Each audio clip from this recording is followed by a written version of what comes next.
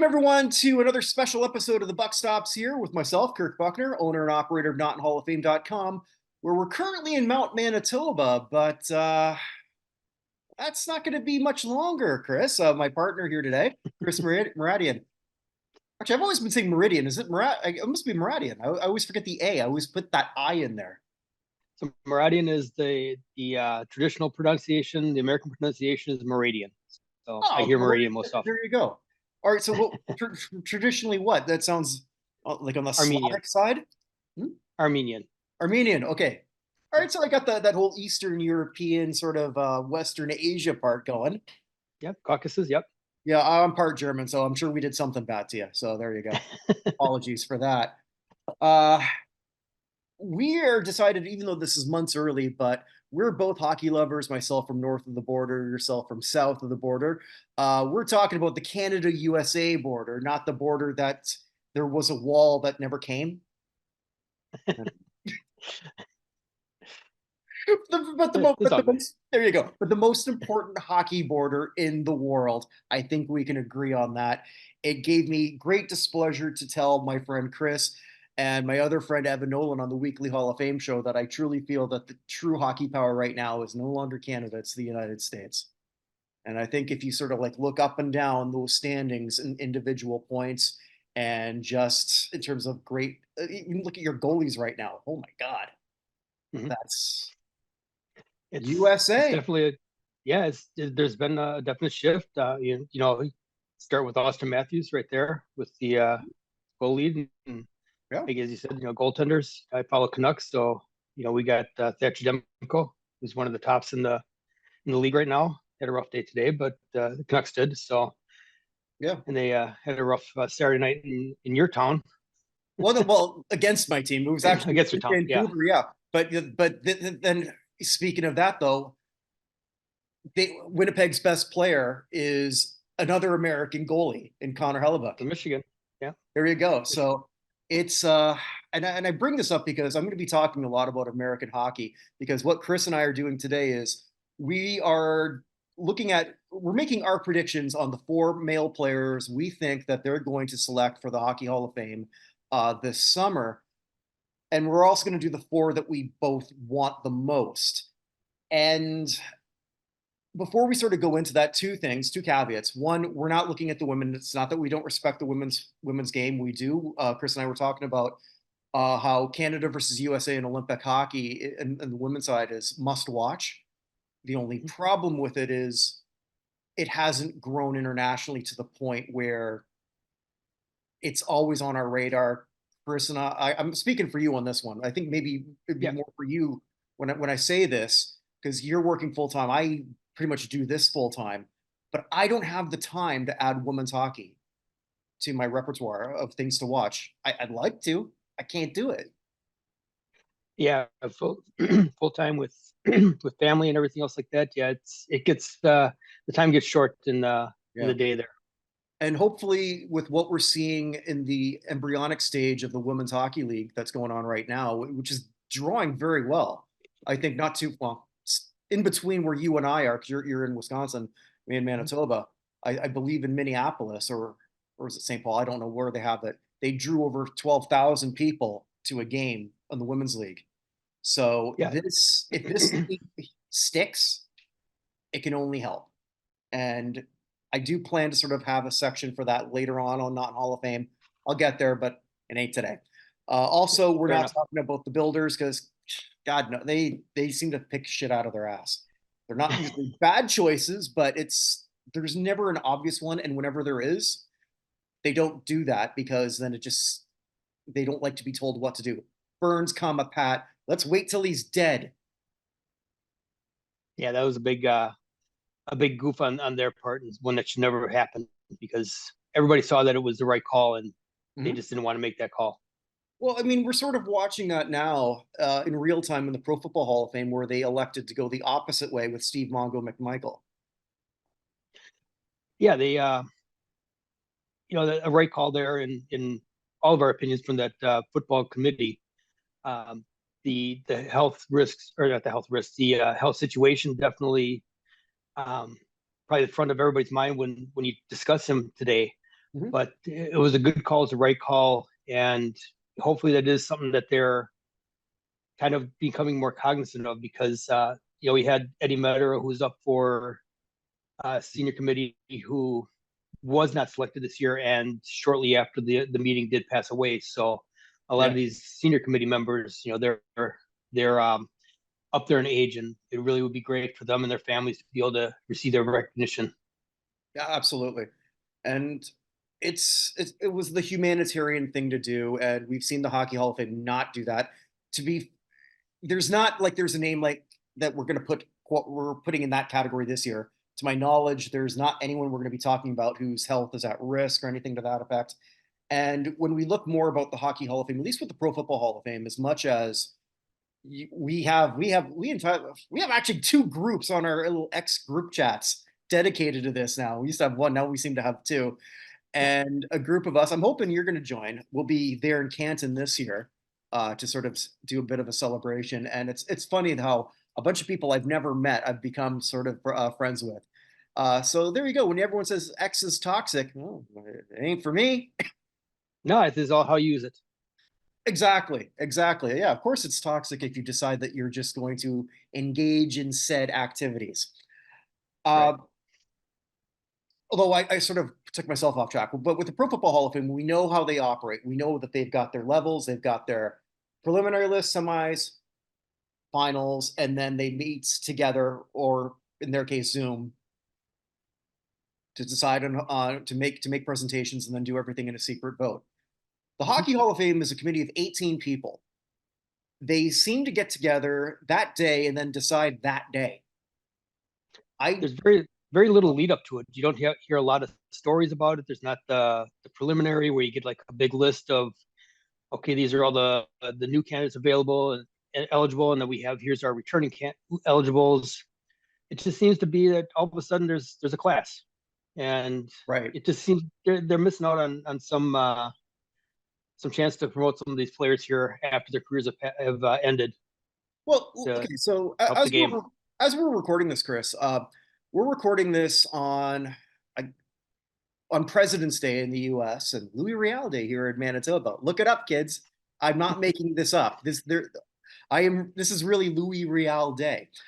Uh, it's the day after the NBA All-Star game, and what the basketball hall does, even though there's a lot of other things about it I can complain about and have in other shows, so I won't today, but what they do brilliantly is they have a timetable. An All-Star weekend, they announce the finalists. On the Final Four weekend, they announce the class. Mhm. I don't see why they can't tie in something with the Frozen Four and maybe the start of the Stanley Cup playoffs, or that lull in between round one and round two. Although sometimes they overlap, but there's got to be a way, and that's always on a weekend. So there should be a way to do that when you're focused on hockey. Because when they announce it in July, I mean, even up here in Canada, sometimes it's like, we're gonna go fishing on the lake, you know. Sure, is July 1st is the big day for free agency. Mm-hmm.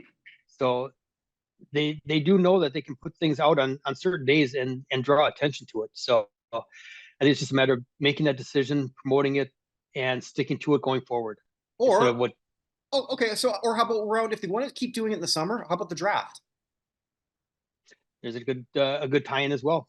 Yeah, I mean, like rather than the random stuff that they do, uh, it's it's always been very strange to me.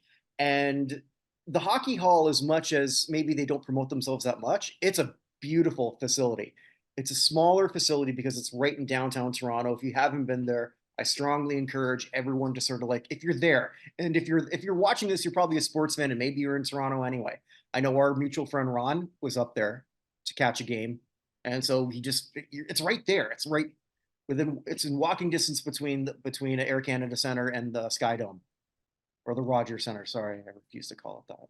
But And probably your hotel as well. exactly, exactly. And there's so much great stuff, and you actually knock off two halls because the International Ice Hockey Hall of Fame actually houses their stuff there too. Sure.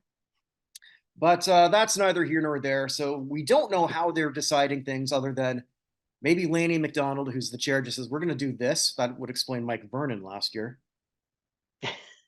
Yeah, last year was kind of an interesting class there because they had kind of shied away from goaltenders for so long, and then they went ahead and loaded up the class with three goaltenders.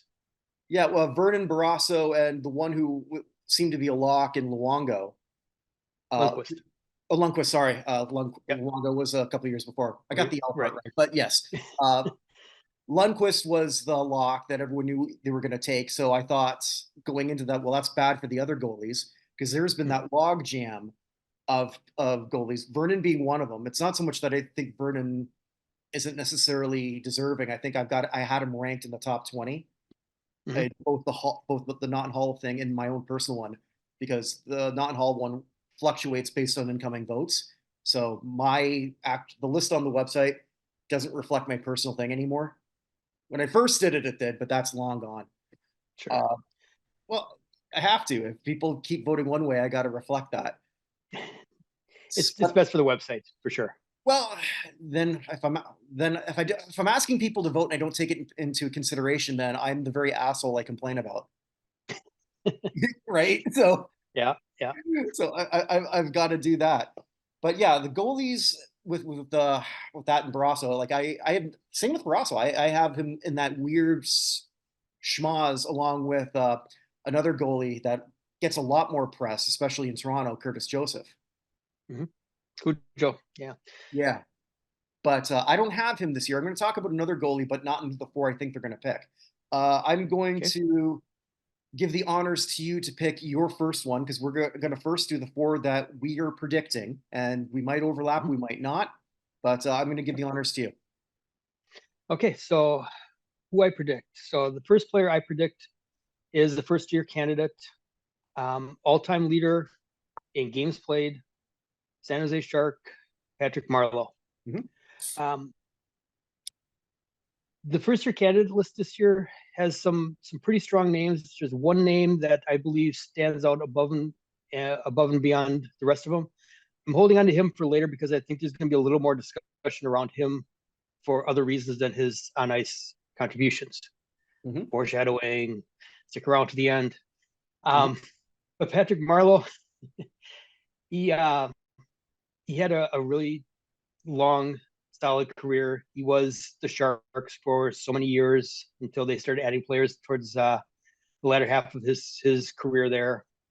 And I think they're going to look at him as a safe candidate that is deserving and will not raise any questions as far as why him. Okay. I think the I games yeah, played is really the big thing with him. I actually have him also as one of my four. I'm not personally huge on him. He's not of the four that I want. Marlowe, as much as I agree with everything that you said, he was the heart of the Sharks when they were good, heart of the Sharks when they were bad, heart of the Sharks when they were mediocre. But he was never at any point close to being a top 10 league player. He is the ultimate compiler, which so is Mike Gartner, Mm-hmm. and he cruised right in. Right, right. Uh, I'm okay with it.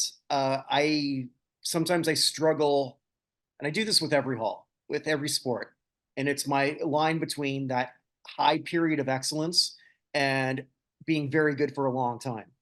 And Marlowe was very good for a long time, never great, but always dependable. You always knew what you got. I will not have a problem if he enters right away, but I've always preferred personally those who I thought were dominant at one point in time. But I agree with you. He's one that I predict. I wanted to see him as a second year, and I still Mhm. might. I don't know. But I don't. I agree with you. He's going to probably coast in because that's the other thing too. This committee tries to be very, very safe, and I think I know which player you're talking about in terms of having issues through no fault of his own. Right. Should I just go to that one? Let's see if Yeah, we're sure. talking about the Yeah. same one. So here's somebody who I've selected as someone who I think will get in, but there might be a dark cloud over his head, and that's Pavel Datsyuk. Yep. That's okay. Same Uh, thing. Yep. yeah,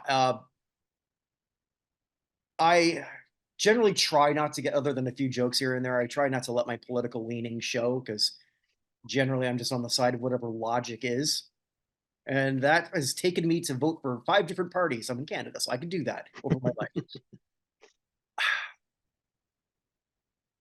Alexander McGillney has been waiting for a long time. And McGillney has been a fence guy in some ways because, again, to what I just said, he had a long career, but he had like 1 year where he was untouchable, Yep. where he was by far the best player in hockey, which was very impressive considering who he was up against. Although he still didn't win, or he's the best goal scorer in hockey. I probably should rephrase that. Led league in goal scoring that year, right? Yeah, so with 76, like a massively incredible achievement. And his injury sort of compiled. He was still able to be a very good player for a long time. But McGillney hasn't come close. And I think what we're going here is Russian players, because of the war against Ukraine, are vilified in some circles. Some places they're not. Uh, when we're watching hockey, and I think I can speak for you here, I don't think either of us give a crap whether they know they've ever met Putin.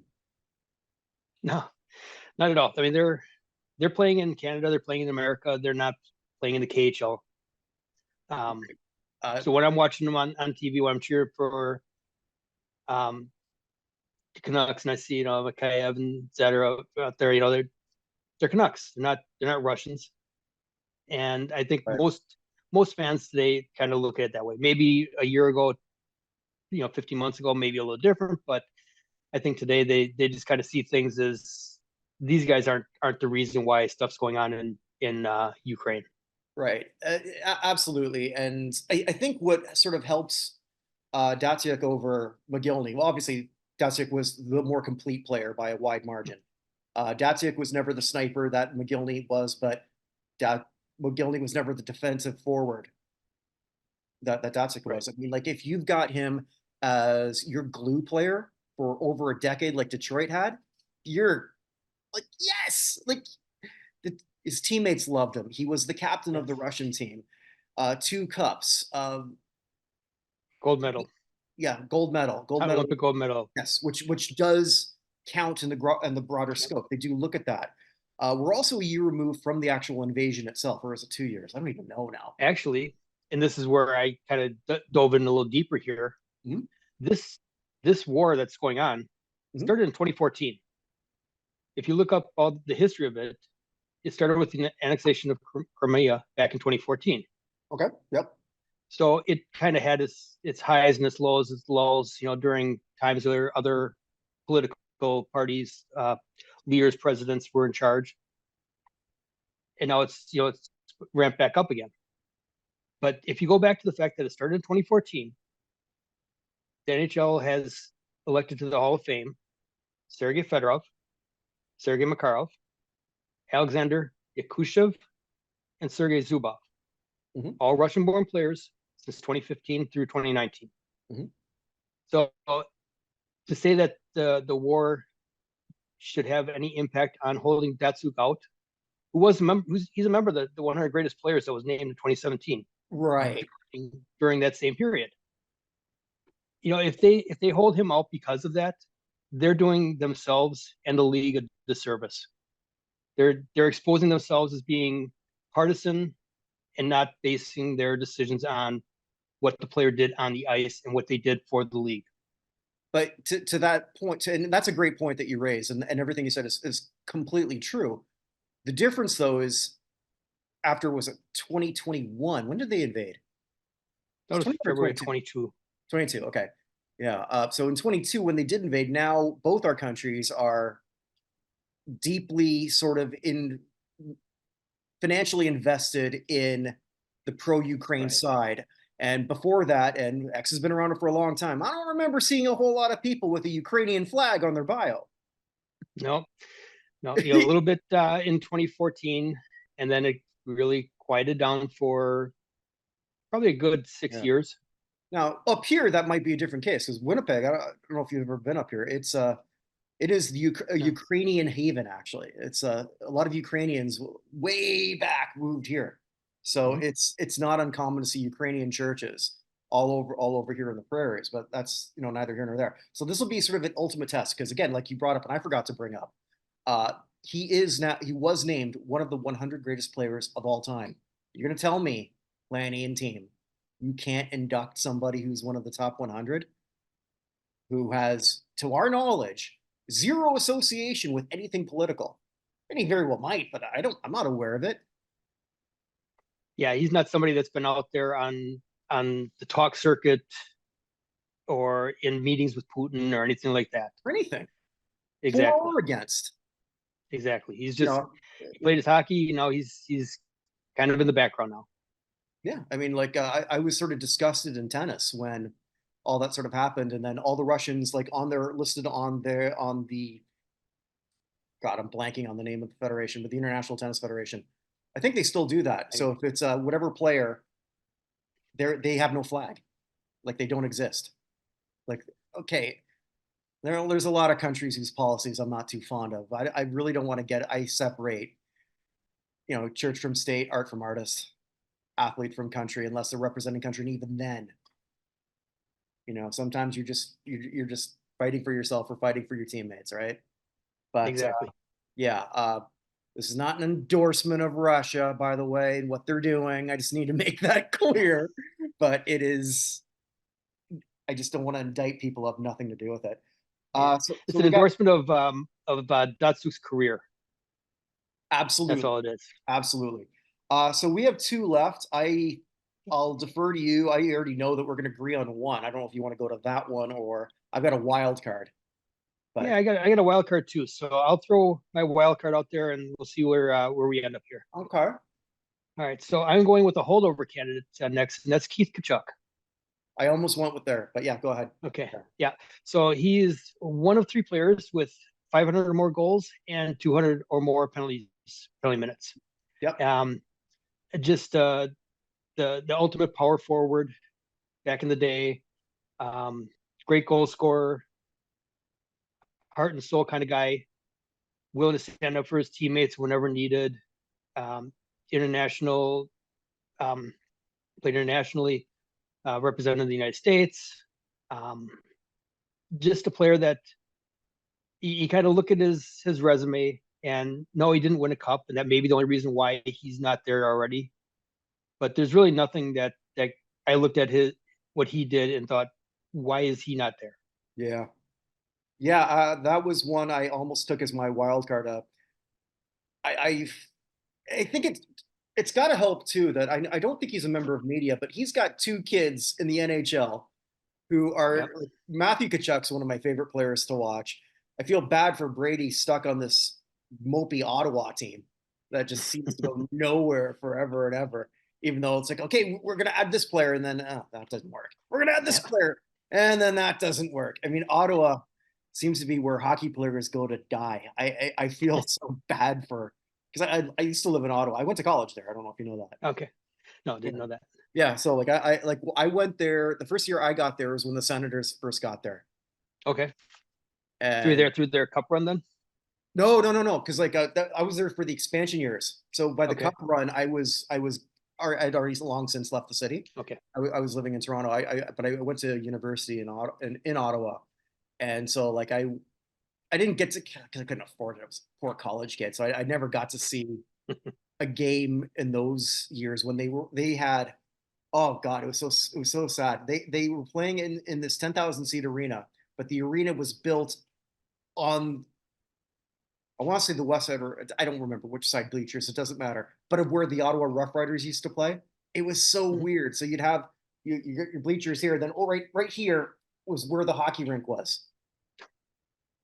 So They yeah, just shoehorned it in there.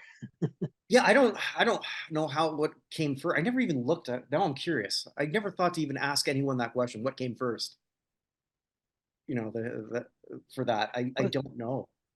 yeah, I couldn't tell you. I don't Yeah. know enough of the history there. Yeah. I never even thought to think about it, and I lived there for God knows how long.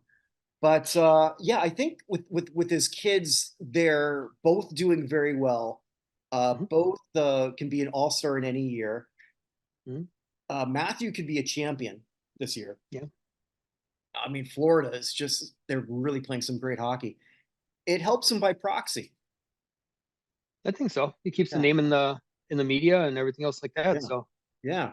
Okay, I'll give you my wild card because same Okay. thing, uh, same idea, almost same nationality. John Leclerc. Yeah, that's a good one. He was one I kicked around as well. Yeah. So five-time postseason All-Star, although there's a bit of an asterisk there, because I'll be talking. I'm higher on some people who are not, but he was a left wing, and it was easier for him for it's easier for left wings and right wings to rack up postseason All-Stars than if you're a center. You know, Mhm. like the third best center in the NHL often will be better by far than the top wing. Not always, but that's often the case. Uh, but Leclerc still, when he was on top, it was five times postseason All Star. A very physical player who's actually one year got votes for the Lady Byng, which is crazy to me. Same type of resume, never won a cup. I think he's got less overall points than Kachuk has, but when he really started getting going, that's when mid '90s and everything cracked down with it was more defensive hockey, goalie equipment went. They all look like the Michelin Man. Mhm. You know, Mhm. it was a different type of game, and I wonder if you're going with Kachuk and I'm going with Leclerc. Is it almost by proxy because not because we necessarily need an American there, but it's almost sort of replacing another American I'm going to talk about soon, and I think I know who I think you'll know who I'm going to refer to in my Okay. wants. Okay. Like, do you think maybe there's something to that? I don't know. Um,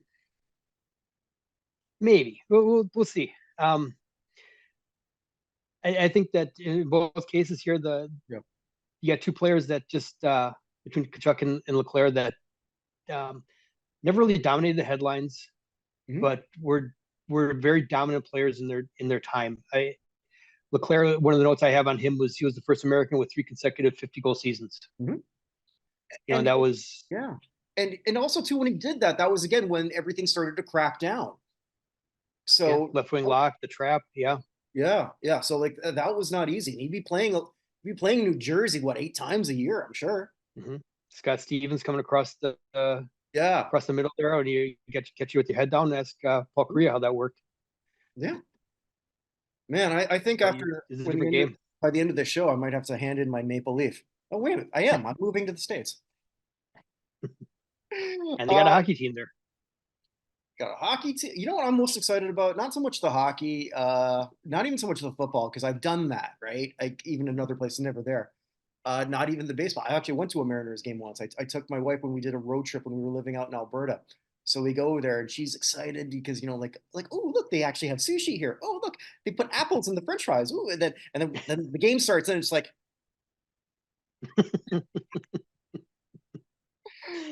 Yeah, uh, right. You visit with your wife and our wives can hang out and then we'll just get to do sports shit. Unless she's into there sports, you I go. don't know. She comes along to kind of like your wife does, just it's a fun thing to do. Yep. But I'm more excited that I've never been to a college game of anything. Oh, okay. So I've never been to college football, obviously, your college basketball. I don't know I was gonna do, and then it just time just wasn't on my side. I wanted to go do University of North Dakota, like hockey, but it didn't happen. Hmm. But Yeah. now I now I can finally do like college basketball, college football. So I'm more excited about that than the other ones, believe it or not, because I've Yeah. never done those. Yeah. College hockey games are a blast. I think you'd have the juniors out there too. It's the Mhm. Thunderbirds, Seattle Thunderbirds Yeah, here. yeah. So like, and that's some pretty good hockey. So I'm thinking of Yep. that. I don't think the college hockey and that over there is any good, but whatever. You know, Yeah. you know. There's a lot of people going like, oh, Kirk, that's so sad. All right, so we both have one person left, and I guess we only had one difference, and I think we said it. I'm assuming we're both going with this. I'll just say it, Shea Weber. No. Oh, okay. Well, Well, I good brought it floor up. to you. Okay, there you go. All right, so I'm a little surprised here. All right, so I got Shea Weber as my defenseman. Well, not that he necessarily go by position, but I think Shea's got everything you need. One thing I was noticing, and I knew he never won a Norris, but that he was the runner-up twice. But he finished in the top 10 9 years in a row. Yeah. It, it's Consistency. staggering.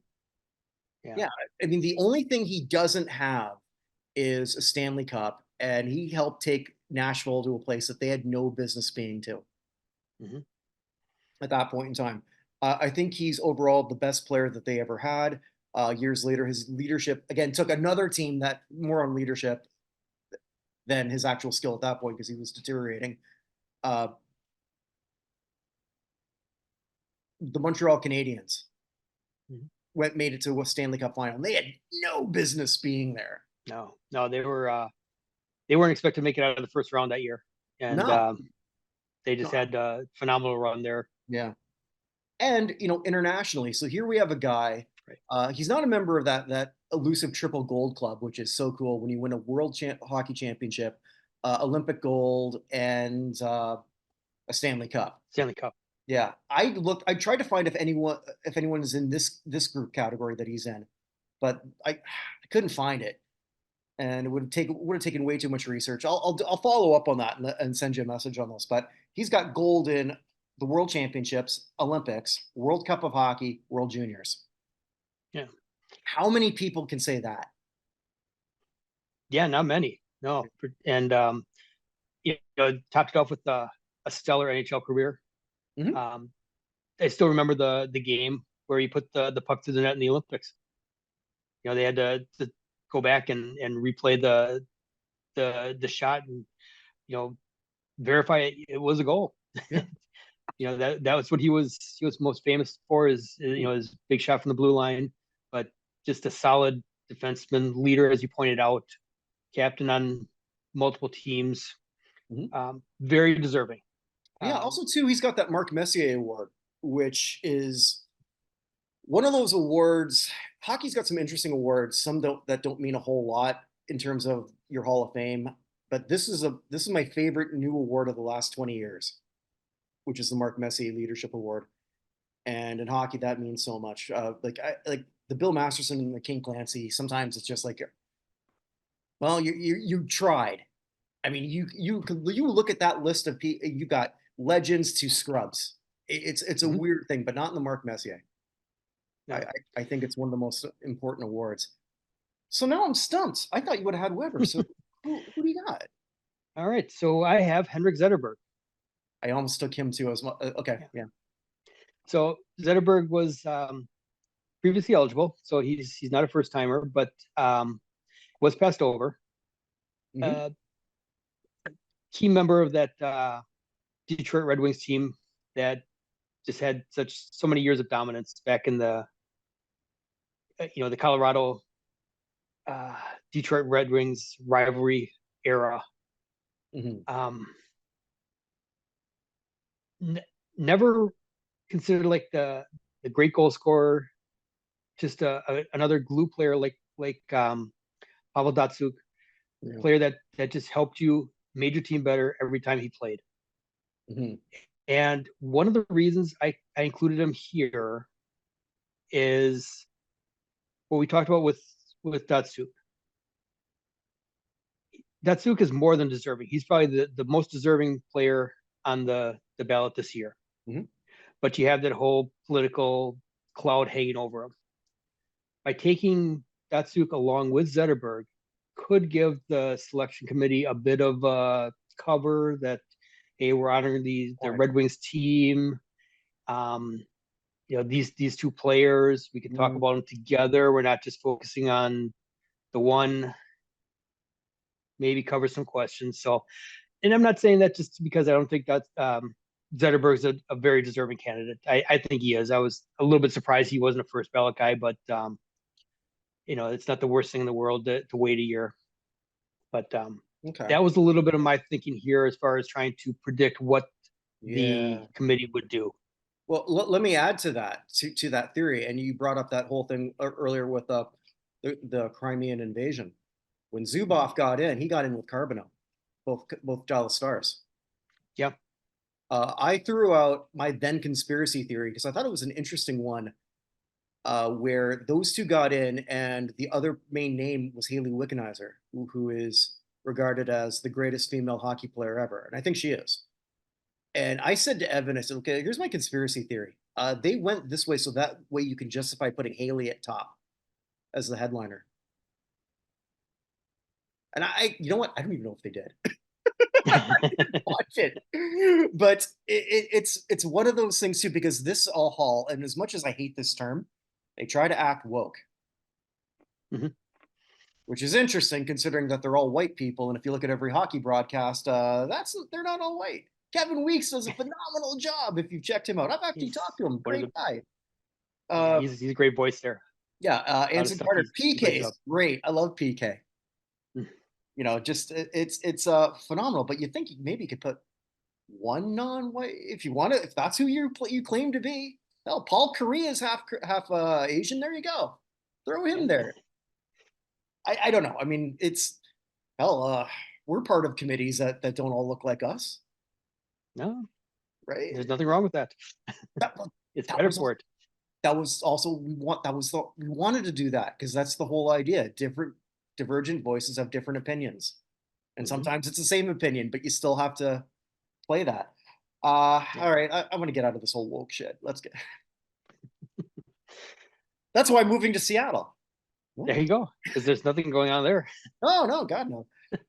So I've got here's the four that I want, and I'll just two of them are overlaps, and that's Dasyuk and Weber. Okay. So I've got two people that I would like to see, both American, Okay. and one I think I've sort of alluded to who that is, and that's Jeremy Roenick. Roenick, we know why he's not in. Yeah. I honestly think that overall, Roenick had a better career than the two Americans we talked about before, in Kachuk and Leclerc. I don't know if you'd agree with that, but His early years with Chicago, definitely. yeah, He was a dominant player there, and um, really started to help build American hockey at that time. he's a huge part of that. But he's one thing that most hockey players are not. He has he'll tell you as an opinion. Yeah, no filter. No filter, and sometimes that's good, sometimes that's bad. Uh, Roenick will say whatever he's thinking, and a lot of people love him for it. He insulted a lot of fans when a lot of fans call like during the lockout. They said that he was the one to sort of like stand up for all the players, like no, and he insults his fans like if you don't like it, don't come. Blah blah blah. He's also one of those guys who never shied away from a fan who actually came up to him for an autograph. He was he had that reputation of being one of those guys who would just like, oh yeah, absolutely. So the reason, and it wasn't that he wasn't in media after too, which is also very interesting. It's not like we're talking about a Sean Avery who never got a job in hockey after. Roenick, I forget. I want to say with NBC. I could be mistaken on that. I think it was NBC, Okay. their coverage, their hockey coverage at the time. Yeah, and basically, for those unaware, he got fired from that job, and then did something right after that. I mean, if the NHL or if the Hockey Hall of Fame is following a woke agenda, which just killed him in terms of his Hall of Fame possibilities. But he did, I think it was with Spitting Chicklets. Chicklets. I could be mistaken on that, but it was a podcast where he joked about like one of his female colleagues and how I guess they were friends off air, and then talked about how it looked like they might have a threesome or something. Right. All right, well, Yeah. that was all. Like, well, George Floyd was happening, so was Me Too a year before. Yeah. And Yeah. go ahead. Yeah. It was not in the best taste that he kind of came out with that. I'm sure, kind of something you sit around with the guys, and shoot the shit and stuff like that. But Right. um, it got out there, and yeah, it wasn't a good look for himself or the league as a whole. Well, if I remember correctly, he said that they joked him and was it Tappan, Catherine Tappan, Catherine Tappan, yeah, uh, and then Tappan just threw it. That's the way it came across from his point of view. That this is hmm something they actually joked about, and right, then he was dumb enough to say it. Maybe it's not something you share, and then she yeah, just threw him under the bus after. If what I'm perceiving is true. Okay, that's pretty bad. He got fired from NBC and then afterwards sued. I don't know what happened with that lawsuit. He sued them. Well, you did this because I'm straight, white, and male and a Trump supporter.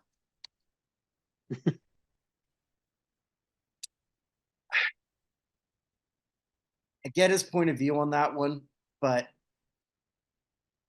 if he gets in, we know what a lot of press are going to say, right or wrong, and they try to avoid it. And Roenick, as good as he was, and as much as I have him higher than any other American player, he Mhm. wasn't at a Datsuk level that you can say, I don't care, he's got to be in there.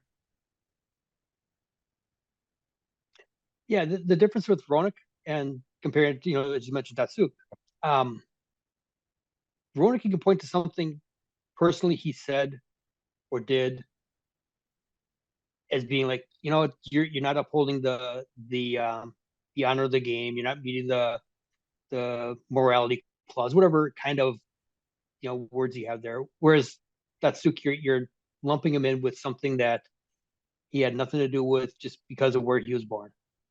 And Mhm. that's where I think the difference is between the two, and why I think that Roenick being held out, while I disagree with it based on what he did on the ice, I understand where they're coming from more so than if they were to bypass Datsuk because of what the government of Russia did. Yeah.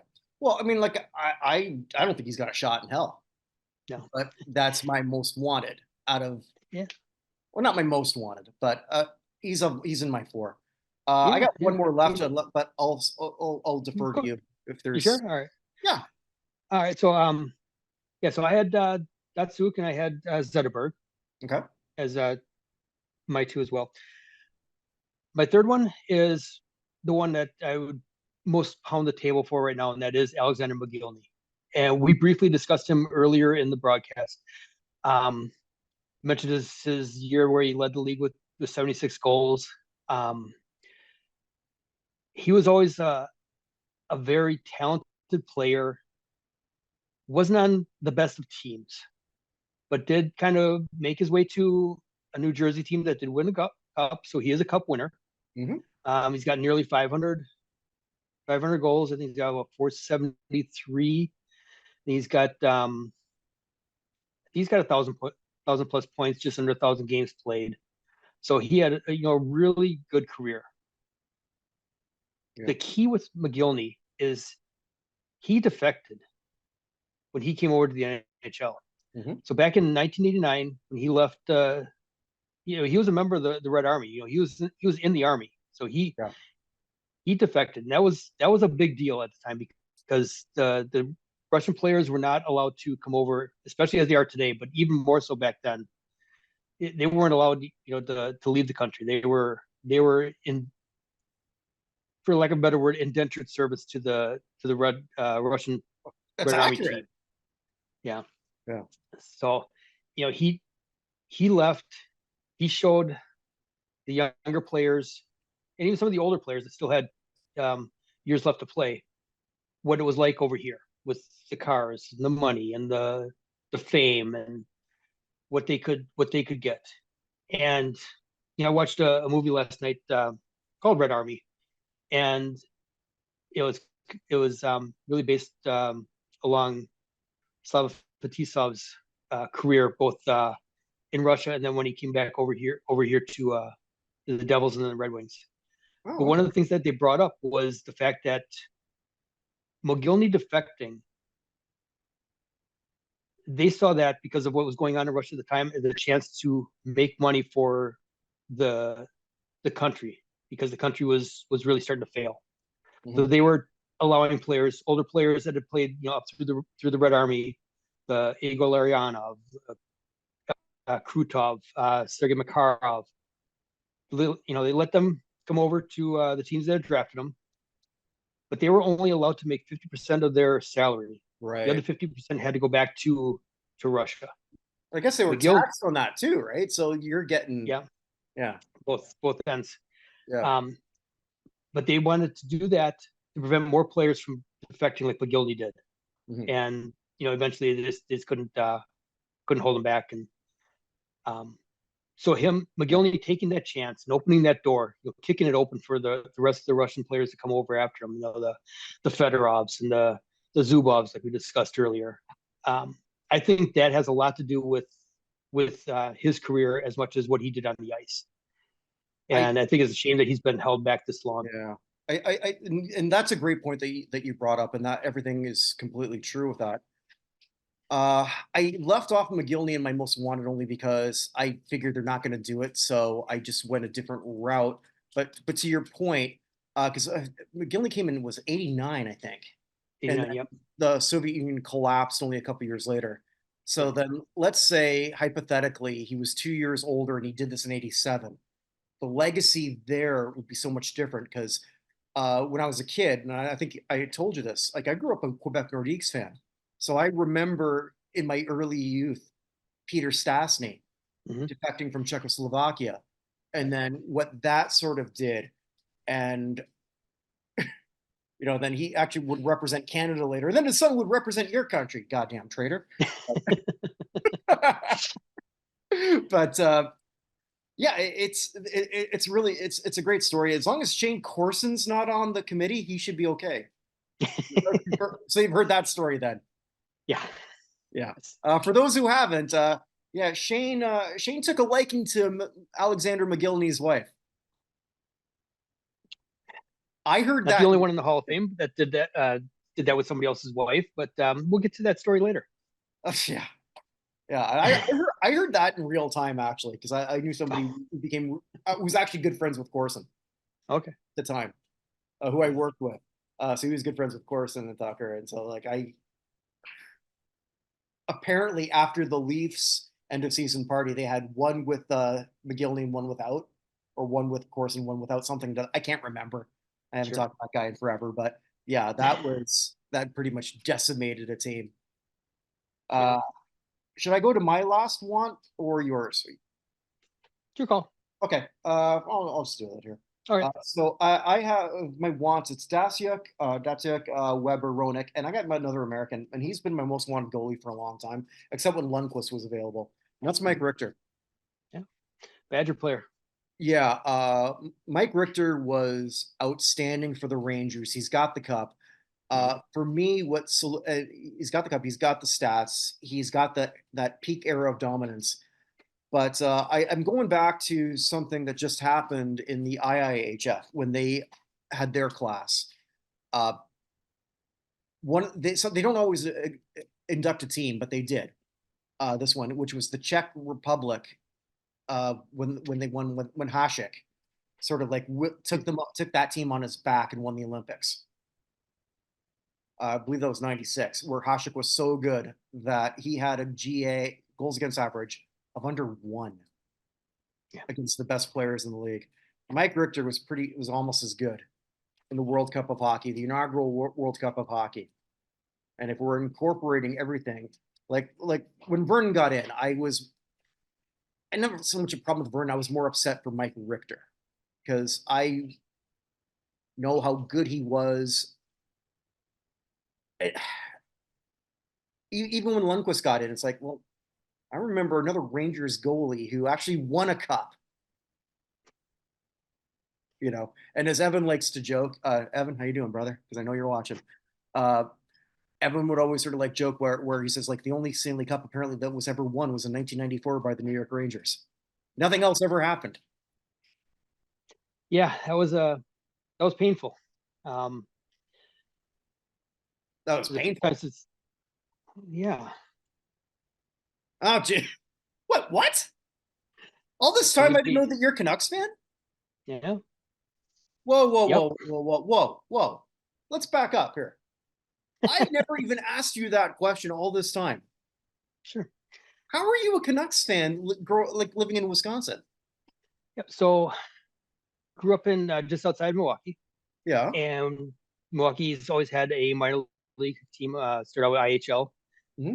And when I first became involved with watching hockey and enjoying going to games and things like that, Yeah. they were the farm team for the Canucks. Mm-hmm. So my natural thing was, okay, we follow the players from Milwaukee to Vancouver. That's how they did it. Oh, then they started, they had the run in '94 and just kind of solidified at that point. So been following them since probably late '80s. Oh my god! And yeah, How so did I all not the know fun this? players, yeah, the Gino Odric's coming through there. Sean Antosky. That's going to be the Yeah. only time he's ever going to be mentioned on any show I ever do. But yes, I remember him so well. Man, so Yeah, he was a were fun you player. such a fan of '94 that you went out in the streets of Wisconsin and rioted too? No. But that's back when Toronto was in the Western Conference, and I think it was the second round that Okay. Vancouver was playing Yeah. Toronto, and my friend and I were all set to drive out to Toronto for I think it was Game 6. Hmm. If it went to Game 6, Game 5 went to overtime. I think Greg Adams beat Potvin to move the Canucks on. So Hmm. we never made it out there for the game, but we were ready to head over to Toronto to watch Game 6 there. That's awesome. All right. First All time I right. So, actually got to see the Canucks in person was down in Chicago when Bure blew out his knee. oh, wow. So Okay. maybe I'm a curse. I don't know. No, no, that's great. I don't feel as weird for like being a Canadian obsessed with American college sports now. No, I Look at that. Okay. So yeah, Richter is my most wanted goalie only because I think yeah. his time, like for a long time, except for that Lundqvist and the Longo year, I had him as the highest goalie. Even when Rogie Vachon got in, I thought I like Rogie. Don't get me wrong, but Richter was something special. And for whatever reason, there's zero love towards him, and even from the New York fan base for that matter. I guess because they did, and Lundqvist was better. I'm not going to say that he wasn't because he was, but Richter did what I want a Hall of Famer to do, which was great for a period of time. He's got overall stats, and he won when it mattered. Yeah. I don't know what Yeah. more I want. So the close is yours, sir. Okay. So my fourth player that I would like to see selected is Rod Brindamore. That's another good. Yeah, yeah, I like him too. Yeah. Yeah. So, more than 1,100 points, 1,100 penalty minutes. So another um, power forward type players, leader player. Um, won a cup with Carolina. Hmm. Um, Selke award winner twice. Hmm. Another player just kind of looking through it and just like, where's the hole in his resume? He's got a cup. He's got postseason awards with the Selkies. He's got the points. He was a leader. What's missing? But Not a lot. I like Rob Brindamore. He was almost like a dark horse for my. He was a dark horse for my dark horse, if that makes any sense. No, Rod Brindamore, I have a lot of fond memories watching him play. Also with Philadelphia, who we've talked about a lot today. yep, On yep. some of So these. Yeah. you mentioned about the Shane Corson McGillney, and then you have Rod Brindamore and Eric Lindros. So Yeah, the crazy eights could have been the crazy 69s. there you go. So neither of them ended their careers in Philadelphia. Let's say that. And Mhm.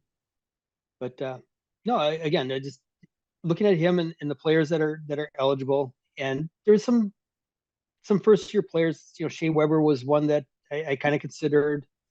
Um, Another John LeClaire, like you mentioned before, and the other player I kind of kicked around at the end there was Chris Osgood.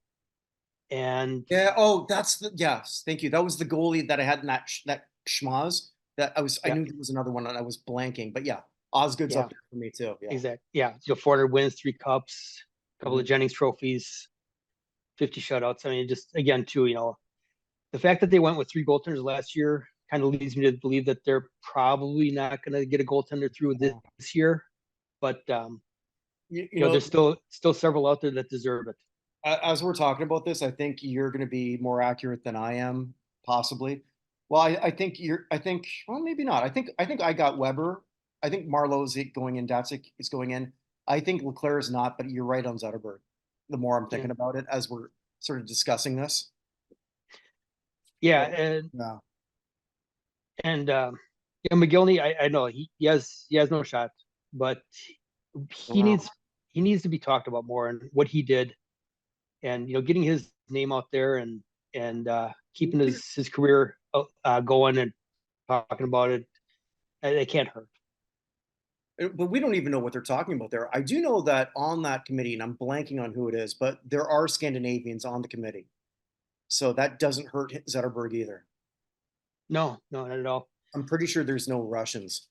Uh, No.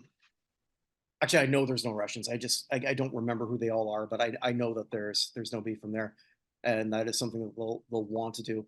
Uh, One thing though, I mean, as much as if it sounds like we're ripping on the Hockey Hall of Fame, and realistically, it's not. You know, Chris, myself, and a lot of us, if you're following us on the X, obviously the Football Hall of Fame is sort of what brought us all together. But the Hockey Hall of Fame, for the most part, it's not like we're looking at people like, oh my God, he's been waiting for 30 years. That doesn't happen here. Very, very rarely. I mean, it's not like we can point at an original six player and say, what the hell? I mean, I can make a case for a couple, but you know, I think looking back, I think Matt Naslund and Dave Taylor were like the two that I was kind of looking into that are probably the oldest among the holdovers that unless you want to get really old and look at somebody like Mikhailov from the old pre 80s Russian Red Army team. Boris Mikhailov was the captain there. which could happen. I mean, they've gone that way before, but right now maybe they don't want to. Yeah, they're not, I don't think Yeah. if they're gonna advance a Russian, it's gonna be Datsuk, and I'd say right now that's kind of iffy proposition. Yeah. And with Datsuk, like we said, I mean, it's got to be somebody who is near stellar in terms of what they're bringing to the table. Top 100. Yeah, You're if you don't induct him, you're saying that you have a bias. yeah, yep, 100%. Yeah. You know, and if it was Alexander Ovechkin, would they? Yeah, I don't think they could But hold him back. Ovechkin, who actually is, we have seen him with Putin Exactly. enough times that that famous picture of him on the horse. If Mm. Ovechkin was sort of like holding the horse, I mean, Yep. I'd say like, yeah, I believe it, Yeah. but you can't say no to him either. Exactly. Did But you could they? see what record he just broke? It was like one of the most worthless goal scoring records Mm. ever. He broke Wayne Gretzky's record for the most empty net goals. Oh no, I didn't catch that. Yeah, well, Good for him. well, yeah, it's like I don't know what that really means. Like, okay, so is that like the record for the most home runs when you're down by 10?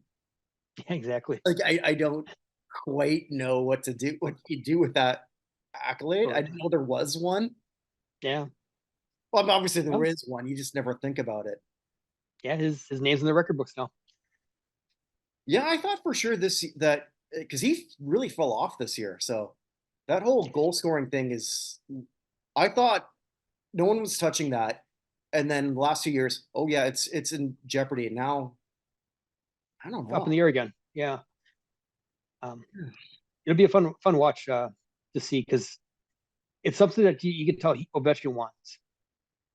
So he's gonna do what he can to keep going for it. But unfortunately, his team has not been very strong this year. A lot of players Right. in and out of the lineup hasn't really helped him out. But as they always say, father time is undefeated. That's right. All right. Well, with that, I guess that brings this special episode to a close. I'm sure we're going to do this again because I've been really enjoying that one. Check out something that's coming out. Well, that should be already be out by this point. We're doing a monthly elevator where we're looking at who we thought had the greatest month or the worst month. And I guess we're going to do this every month. Why not? Mhm. Yeah. Where we decide that. Look at all the other things here in the Bucknerverse, where well, the show I do with Evan, where we do a weekly Hall of Fame show. Those who anything Hall of Fame related, doesn't have to be sports. Sometimes we just did a big one on music. Did a big giant discussion on Ozzy Osbourne. Back at the moon. So we did that. The shows I do with Vinny LaSpinuso, where he makes individual Hall of Fame cases for, and I'm doing a lot more interviews of some people who've been writing some great sports books. So check those out. So with that, wherever you are, wherever you may be, stay safe, everyone, and make it a great day. Good night.